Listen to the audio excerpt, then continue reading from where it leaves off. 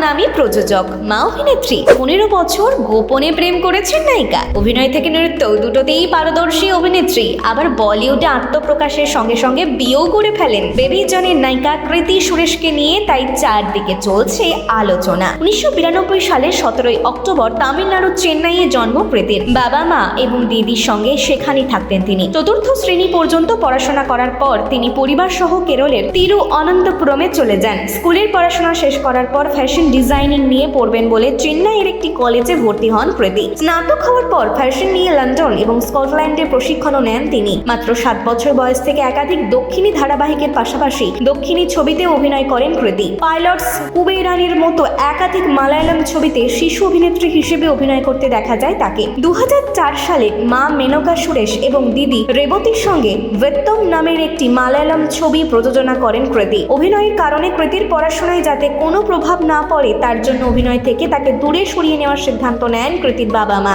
11 বছর বড় পর্দা থেকে বিরতি নেওয়ার পর আবার অভিনয় শুরু করেন কৃতি। তিনি যখন তৃতীয় বর্ষের ছাত্রী তখন তাকে বড় পর্দায় অভিনয়ের প্রস্তাব দেন প্রিয়দর্শন। 2013 সালে মুক্তিপ্রাপ্ত গীতাঞ্জলি ছবিতে দ্বৈত চরিত্রে অভিনয় করতে দেখা যায় কৃতিকে। পড়াশোনা সামনে শুটিং সারতেন তিনি। দক্ষিণী ফিল্ম পাড়ার নামকরা অভিনেত্রী, তবুও 15 বছর ধরে লোকচক্ষুর আড়ালের সম্পর্কে ছিলেন তিনি। ঘুণাক্ষরেও তা প্রকাশ্যে আনেননি কৃতি। ডিসেম্বর মাসে গোয়ার আত্মীয় এবং ঘনিষ্ঠ বন্ধু বান্ধবদের উপস্থিতিতে দীর্ঘকালীন প্রেমিক অ্যান্টনি থাত্তেলকে বিয়ে করেন কৃতি।